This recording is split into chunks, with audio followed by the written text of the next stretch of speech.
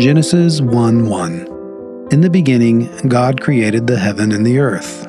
So the opening line of the Christian Bible goes, "In my beginning, I was a Christian, a Bible-thumping evangelical fundamentalist Christian."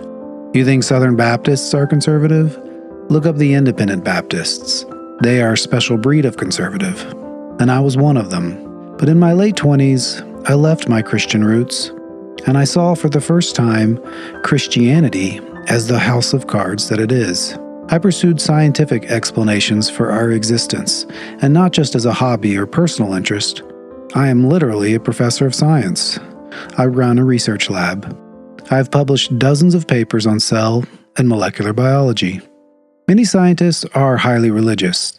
There are many Christian, Muslim, and Jewish scientists. For them, science and religion are not competing human enterprises, fighting for preeminence and authority over the explanation for where life, and more specifically, humans come from.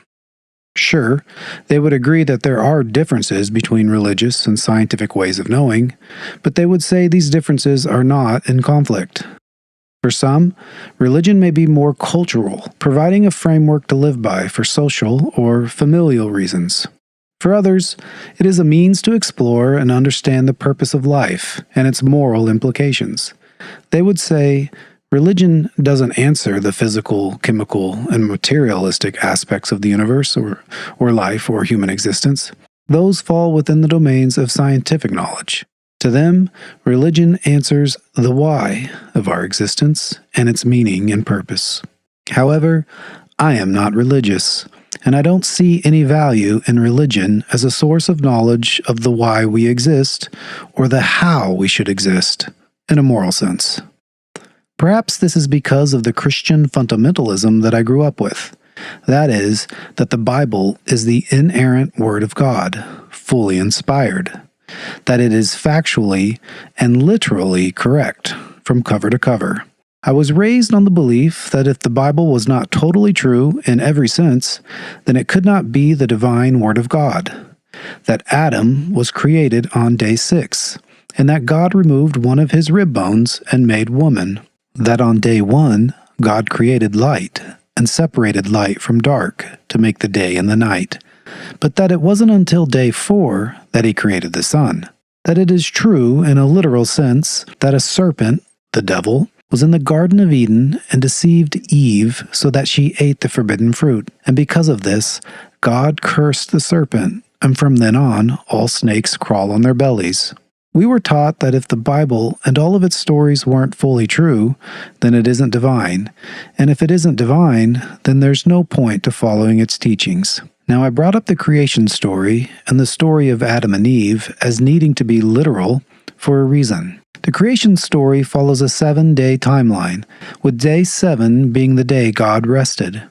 It is the reason the Bible commands us to remember the Sabbath day, to keep it holy.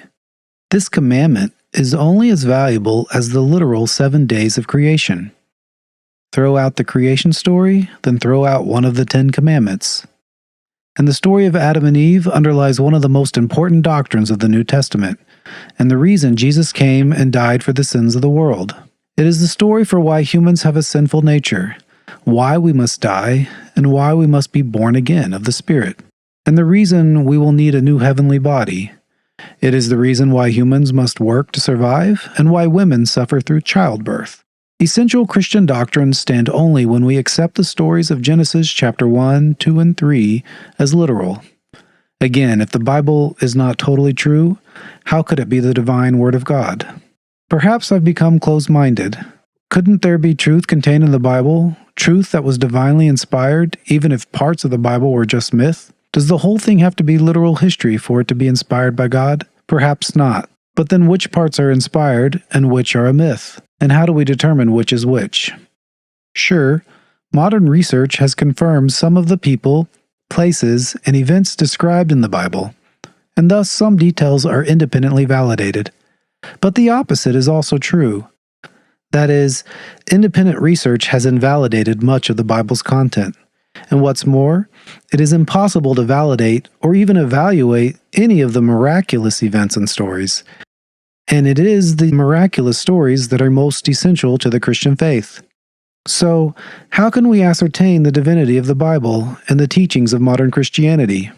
As a scientist, I can't help but see the Bible through a quantitative and analytical lens, and it is through this lens that the Bible appears utterly flawed. Ironically, many Christian leaders, particularly of the evangelical flavor, claim science affirms the inspiration of the Bible. They say that modern science does not detract from the Bible's claims, and that when the two seem to disagree, it is because our scientific understanding is incomplete or simply wrong. This is especially the case for evolutionary science, which is at odds with the Bible's creation story in Genesis 1. They will tell you that the more we understand about life and the universe, the more it points to a creator, God, to a personal God, with a purpose and a will, and critically, to a moral God, with rules that we must adhere to or else. But is it true that science affirms the Bible? I find the notion that science affirms the Bible to be quite funny, being a scientist myself and having built a career around understanding life through science. These Christians cite Bible verses that make statements about the physical world. They cite these as scientific facts described in the Bible before they were discovered or proven by science. How could ancient writers of the Scriptures have known such scientific facts millennia before they were discovered? Surely this could only happen if the Bible was inspired by the Creator, the one who, after all, knows all there is to know about the universe. For example, in the book of Isaiah, the earth is described as a circle. This is found in Isaiah chapter 40, verse 22. Christian apologists interpret this to mean a globe. There's also a verse in the book of Job, chapter 26, verse 7, that states that God hangs the earth on nothing.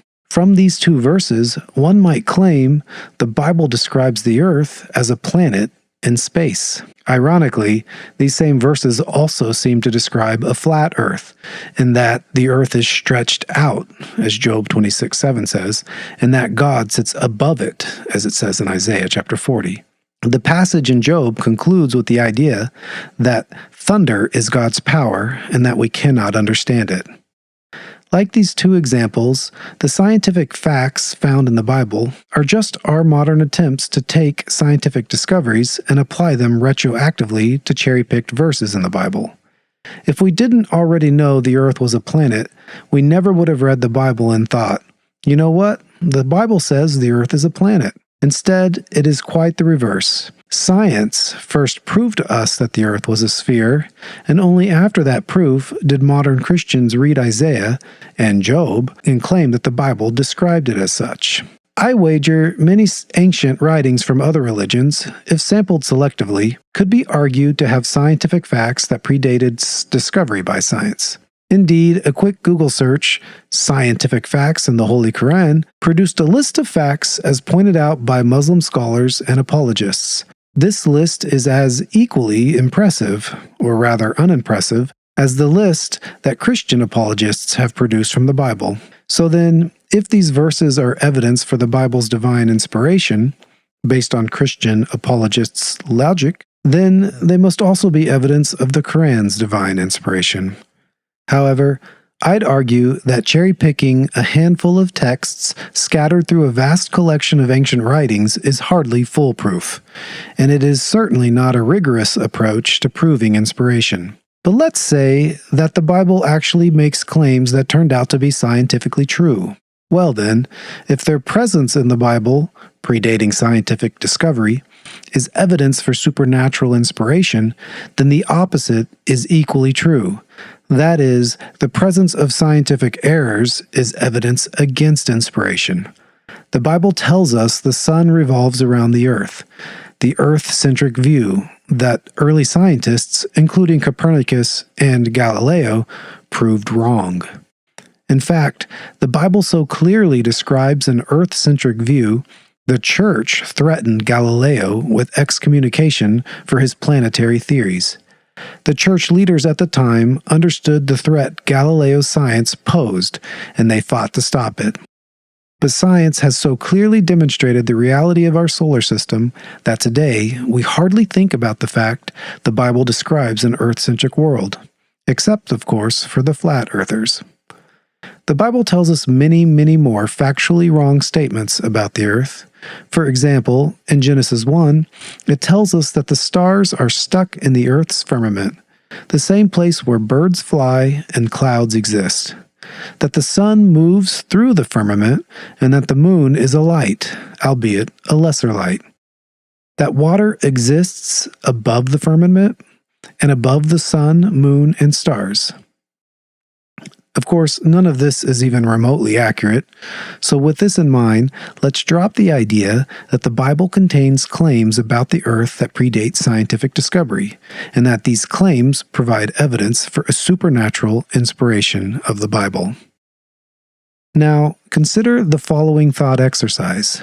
If you eliminate all of our scientific discoveries and read the Bible with the purpose of understanding the earth and the broader universe, you will undoubtedly come up with a very wrong idea of everything.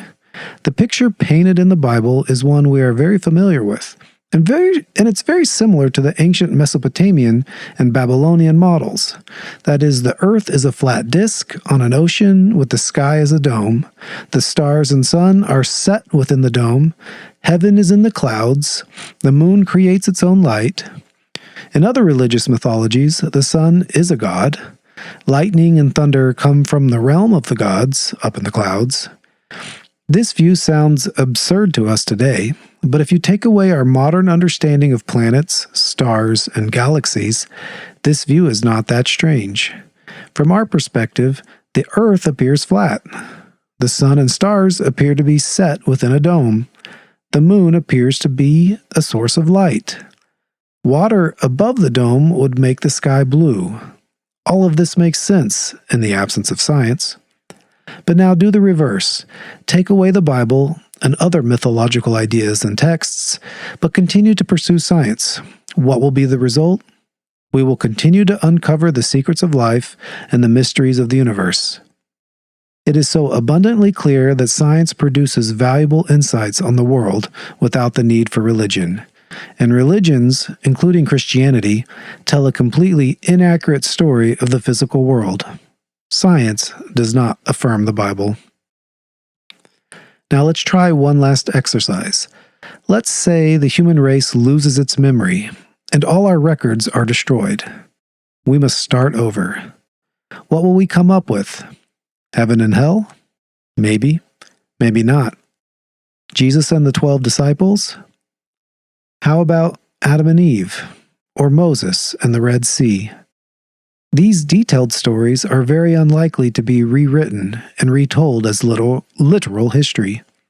But we will eventually figure out the Earth is a planet, and the sun is a star, and life is made up of microscopic units called cells. That DNA encodes information. Yes, eventually we will rediscover all of these aspects of the world through the process of science. We will rediscover how the world works, but we will not rediscover the Garden of Eden, Moses splitting the Red Sea, or Jesus walking on water. Ultimately, the Bible does not lead us to an understanding of the physical world, and discoveries about the physical world don't lead us to religion. They do the opposite. As Sam Harris put it, religious beliefs have historically given way to science, but science has never given way to religious belief. But does this matter? Some will argue the Bible isn't meant to be a scientific textbook about the physical world, but rather a book revealing God's nature and plan for humanity, a book that reveals the spiritual world and our place in it. Others may claim that there are other kinds of evidence that support the divine inspiration of the Bible, evidence ranging from its prophecies to the unity and coherence of its message, and ultimately to the spread of this message in the face of persecution. Many Christians see no problem with the Bible that contains scientific errors. This is not the case for the evangelical fundamentalist crowd. For them, the divinely inspired word must be accurate in every way. But for the more watered-down Christian view, sure, this might work. But does it really? I'd argue that we need to evaluate the Bible's spiritual claims. Do they hold up as divinely inspired? Or are they just an outdated collection of stories written by superstitious Bronze Age scribes? In the coming episodes, we dive into the spiritual claims of the Bible and evaluate their merit using logic and rationality. We explore the nature of God. He's eternal, all-loving, all-knowing, all-powerful, and righteous nature. We explore the concept of original sin, heaven and hell, and the ideas of faith and trust in Jesus. And we will ask, do any of these spiritual concepts have merit? Or alternatively, do they show the Bible to be lacking divine inspiration?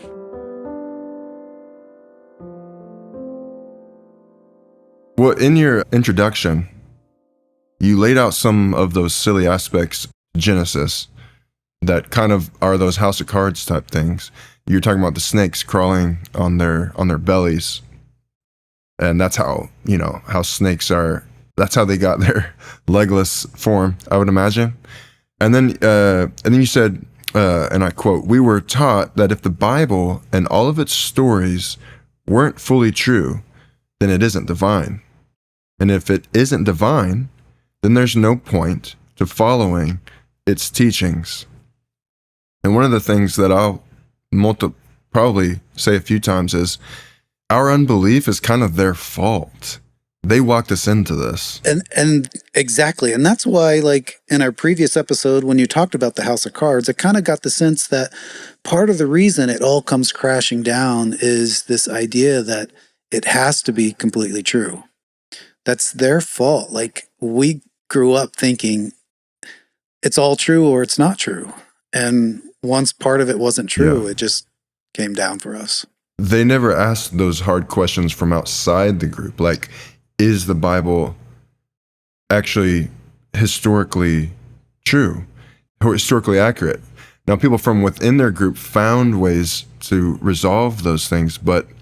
Yeah. Well, thinking of the snake example, and, the Bible teaches that God cursed the serpent, which supposedly is the devil, the serpent that in the Garden of Eden deceived Eve and tricked her into eating the fruit. God cursed the serpent by making it crawl on its belly. And all its descendants will crawl on their bellies as well. And so this is kind of an origin story for where snakes come from. And I just want to ask some of my Bible-believing family members and friends, like, do you actually believe, like, snakes today crawl on their bellies because Satan deceived Eve? Because that's what the Bible, that's the origin of snakes according to the Bible. Right. And they'll probably say no, that God also created snakes. I don't know. Who knows? But there are so many questions you can ask that are like that. You say, well, okay, you believe the Bible. Well, then do you believe this? Do you believe that the Hebrews in some way at some point were carrying the Ark of the Covenant, and that that God's presence was there on top of the Ark of the Covenant? Like, they could transport him from one place to another? Do you believe that God's presence was there? Do you believe that manna rained down from heaven? Do you? Exactly. And you can ask, and I know what their answer will be, but you can ask them, did Abraham actually live to be over 900 years old? Because that's what the Bible says. 900 plus years. Like, everybody lived, or at least all the descendants of Noah, Adam, Methuselah. Yeah, they lived 900 plus years. Right. Do you believe that? Well, you know what they say is that since it was early in human and life development, that, disease and stuff wasn't as big as it became later, and as the earth has been decaying. And this gets into part of the topic that I was working on here, is this idea that the Bible does not lead us to scientific truth, and scientific truth does not lead us to the Bible. They are truly opposing domains. And I think your point here about, they could have lived longer because, prior to the flood, the atmosphere, the climate of the world was such that humans could live longer. And prior to the flood, the human genetic pool was cleaner. There were fewer mutations that would lead to Yes. disease and shortened lifespans. Like, they literally are trying to make a scientific explanation for the most absurd thing, that humans lived 900 plus years. Right. Like, there are books on this. I remember at the start of grad school, I read a book called Genetic Entropy, and it looks at the mutation rate. Like, it talks about the mutation rate in humans and how there's like a steady decline in human fitness. And if you extrapolate backwards like 4,000, 5,000 years to this period when people live 900 years, this author was arguing that genetically it makes sense that humans would have lived 900 plus years. So they're literally trying to use science to come up with an explanation for these absurd stories in the Bible. Yeah. Ooh. Yeah. I think we'll do a whole episode on, well, what is a biblical worldview. But the idea is that you put on your pair of glasses that has your narrative as the lens, and then you go and look at the world with those glasses. You look at the physical world with those glasses. And I guess you kind of find what you need to, but that's not science. You see what you want to see. Science takes the glasses off, and its point is to see things as clearly as possible and to test and etc. And have other people look at it and say, do you see the same thing I'm seeing? Yeah, you said that later in the episode, you said religious beliefs, this is a quote from someone else, religious beliefs have historically given way to science. But science has never given way to religion. Yeah. Yeah, that quote really stood out to me because it's by an author and speaker, Sam Harris. People used to think the sun was a god. They used to think there was a god in the ocean that controlled the waves and the seasons. There's a god that controlled the seasons. There's all kinds of gods. Every phenomenon that we could not explain, humans created a god that would explain it, a supernatural being behind it. Absolutely. And as science slowly and gradually explained these phenomena that we have known for, or that we have tried to explain for ages, as science explained what they are, the religious, spiritual beliefs that we use to describe these phenomena slowly gave way. They fell apart. We now know the sun is a large ball of gas that's undergoing nuclear fusion, right? It's a star, Nerd. essentially, and we know that the seasons are created by the Earth's rotation around the sun, and the fact that the Earth is tilted on its axis, and so you get seasons of more heat when the Earth is facing more directly at the sun, tilted towards it, and winter when it's tilted away. And of course, the southern hemisphere and the northern hemispheres have opposing seasons for that reason. But before we figured that out, like, people had to come up with supernatural explanations for it. And they were the foundations of religious belief. And over time, we slowly eroded those away through science. But when have we done the reverse? Science said, I don't know, there are bacteria that cause leprosy.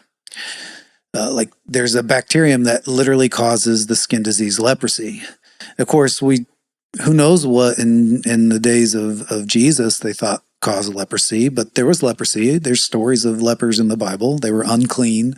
They had to shout out to everyone, "I'm unclean." But eventually science figured that out. But when is, could you imagine a case where at some point, no, religion won out and we revert back to whatever they viewed caused leprosy? It just doesn't happen. It's a one-way street.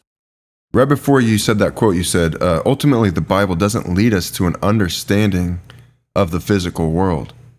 And that was kind of your whole point of the video, I think, that the Bible doesn't lead us to an understanding of the physical world. And discoveries about the physical world don't lead us to religion. They do the opposite. Exactly. And that was the main point. And the point, and the reason I wanted to make that point was I was trying to address this idea that, Christians will say, well, science affirms the Bible. And, they give their reason for why science would affirm the Bible. The more we discover, the more we realize there must be a creator, for example. Or if you look in the Bible, there are verses in the Bible that seem to indicate, some facts about the world that hadn't yet been discovered. So how could the Bible writers have known that unless they were inspired by God? Right. And so they'll argue that the more we learn about science, the more it affirms the Bible. But that is absolutely not true. It is the reverse. And that's the point I wanted to make. And so for every example where someone says, look at this verse, it's consistent with what we know about science. First of all, for every verse like that, there's an alternative and better interpretation. But what's worse, there's like 50 verses for every one. There's 50 verses that give a totally bizarre, inaccurate picture of the world. Whether it's the idea that the moon creates light, or that the stars are set within the firmament, the same space where clouds exist. I mean, they used to think stars were, these lights that could fall down. Like there's stories of angels falling to the ground, and they're described as stars that are falling. Of course, science has figured what that is. We know what that is. The Bible writers didn't know any of that. The science has never affirmed the Bible as being divine.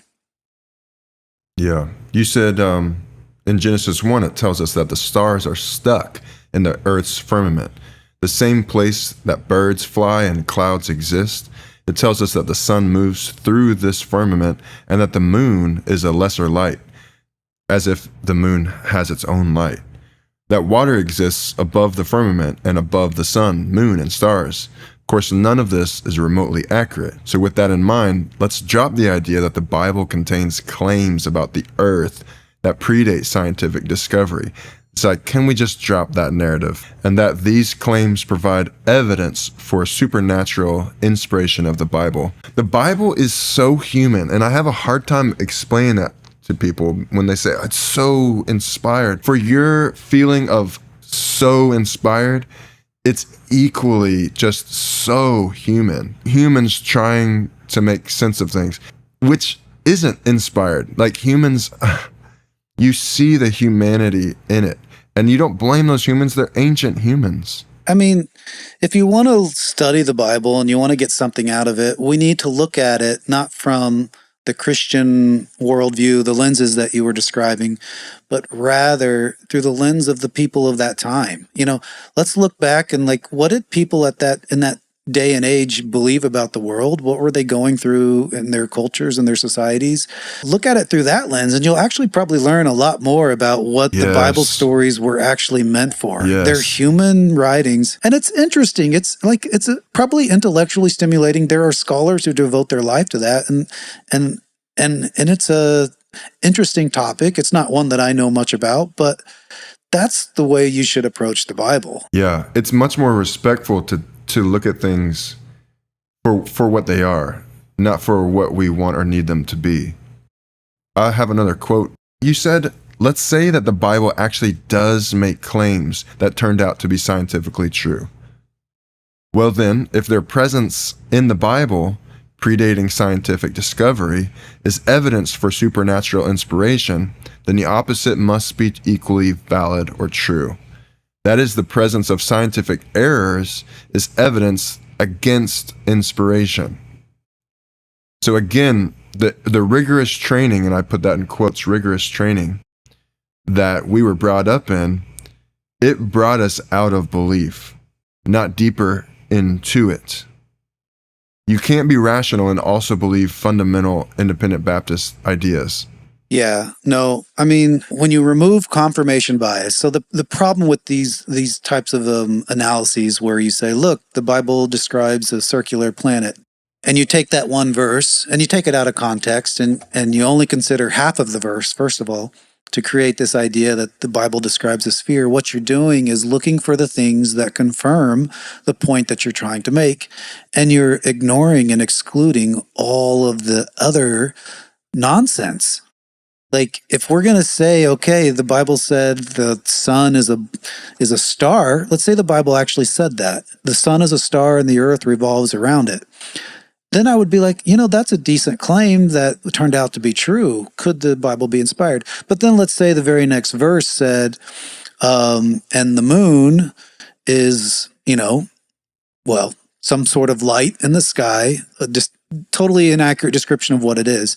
We would have to use the same logic and say, well, that is evidence that the Bible probably isn't inspired. Yes. And you got to Right. apply the logic it goes both ways. You can't just be one-sided. Right.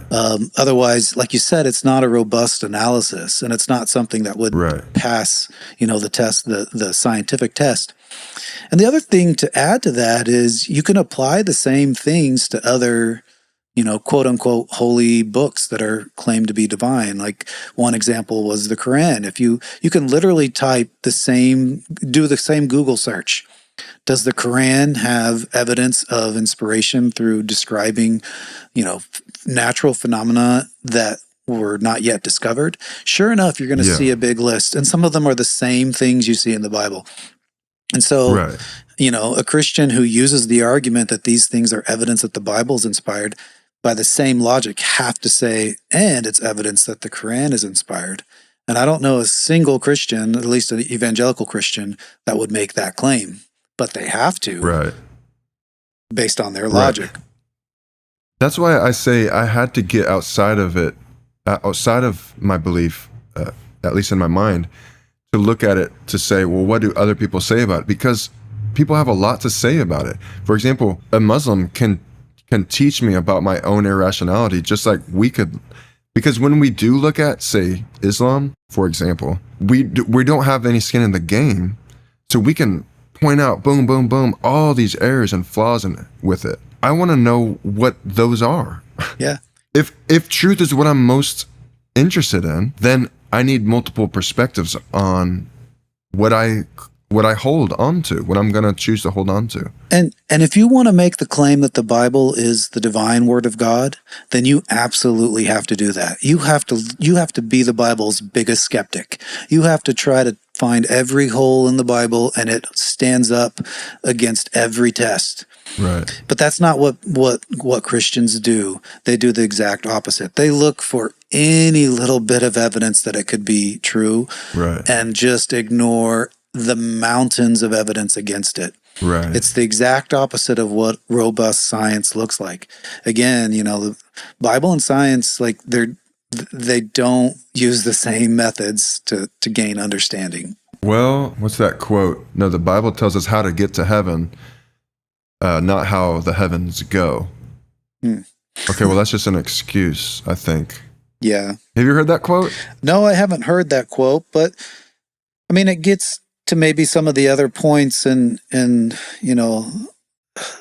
what I was trying to describe and what I wrote was that, maybe we shouldn't look at the Bible as a scientific explanation or textbook of the world, but rather, and not the how the world got here, but the why it's here, the purpose, or the how we should live within this world. What our morals should look like. What does God want from us? Yeah. And maybe that's what you're trying to say with it's not telling us how heaven goes, but how to go to heaven. Exactly. Right. With some kind of closing questions, I'll ask you, why do you have to be so logical and rational? Like, what has that ever gotten us? Well, it goes to that. Yeah. I mean, that's a good point. Maybe we should, like 1 Corinthians chapter 1 says, embrace the foolishness of the gospel and believe it, I mean, that's literally what you have to do to believe in the divinity of the Bible. You have to remove logic, remove rationality. You have to look at it through a biased, from the Christian worldview, a biased perspective. And you just have to be ignorant and foolish. Like, that's what it takes. Our background and many Christians, they think, like we said, it either is all true or it's not. But there are a lot of Christians who are also scientists, who are also logical in their thinking, and they see the inconsistencies of the Bible, and they don't claim that the Bible is inerrant. They don't claim that the stories are literal truths, but maybe they're figurative. Maybe they teach us some kind of morals. They teach us our relationship to God, that, yes, we evolved, but the story of Adam and Eve is not about our origin as a species, but rather our origin as with a conscience, a knowledge of right and wrong, and now a moral obligation. They would argue that there's spiritual truths in the Bible. And I think, moving forward, well, okay, let's say, the Bible's not a scientific textbook. Could it still be divinely inspired? And I think, moving forward, we should look at some of the other aspects of the Bible. Is the message of the Bible, does it show signs of inspiration? The message of, like we've brought up a few times, original sin, or the sacrifice of Jesus Christ, the death on the cross, paying for that sin. The idea that God is righteous and he's eternal. The idea that he loves us, but his righteousness demands holiness. Like, these fundamental doctrines of the Bible, if you evaluate them on their own merit, does the Bible stand up? Does it appear to be divinely inspired for spiritual truths? Or, like in the case of the scientific aspects of the Bible, is it found to be lacking in inspiration? Yeah, and there is a beauty in tradition and religion. I actually find more beauty in more traditional Christianities, where it's like we go and we do this thing, like Lutheran or Catholic or something like that, where it's you're training your body to focus in on the spiritual things. And you have this community of people and this ritual of getting up on Sunday and going to church and just having a beautiful experience, potentially doing these ritualistic activities. Like, to me, there is a beauty to that. And it does speak deeply into our psychology, because people have been doing some form of that forever. So we were taught against that completely. No, it's about right belief. It's about understanding theology correctly. It's about holding on to the right mental, basically Pauline theology. We were not allowed to just appreciate the social and mental aspect of what religion could give to our lives, how it could kind of like give us a positive experience. For us, it was all about the doctrine. The doctrine is what's the important thing. Whereas, like you're saying, the beauty of religious groups and following, religious teachings, and the beauty of that is it tells us, like, something special about humans. Something special about, as you put it, the group mentality. Because this is how we evolved. This promoted and helped our survival as a species. This ultimately led to things like science, led to language, led to writing, led to art. It led to all the things that make humans such an amazing species. I mean, every species is amazing in its own way, but religion is just, another expression of what makes us uniquely human. And I think that is what's beautiful about it. Not the doctrine. But yeah, like you said, we were raised that it's about the doctrine. And so it's their fault, but we had to exit left stage. We had to get out because it fell apart. They built the house of cards. So in future episodes, we're going to get even deeper into specifics. And as we try to move closer to what is most true, I always say, like, I want to get closer to what's most true. Obviously, we're not going to know everything. We're not. And certainly, I'm not here to say that I know everything, and I know that you're not either. But it is really easy to poke holes in the narrative we were raised in. I mean, well, there's two approaches here. One approach to coming closer to what is true is to eliminate the things that are clearly not true, Not that the Bible is an absolute waste of a book, but to claim it to be a literal history of humans is not true, and we need to eliminate that. We need to poke the holes there and remove it. That's one approach to getting closer to the truth, but how do we do the other side, which is, okay, yeah, we've eliminated the falsehoods, but how do we hone in on what the truth is? Like, I think that's going to be a challenge that hopefully we're able to get to But yeah, I think it's a lot easier to see the flaws and the holes and the falsehoods and to eliminate those. It's a bigger challenge to hone in on the truths and highlight those.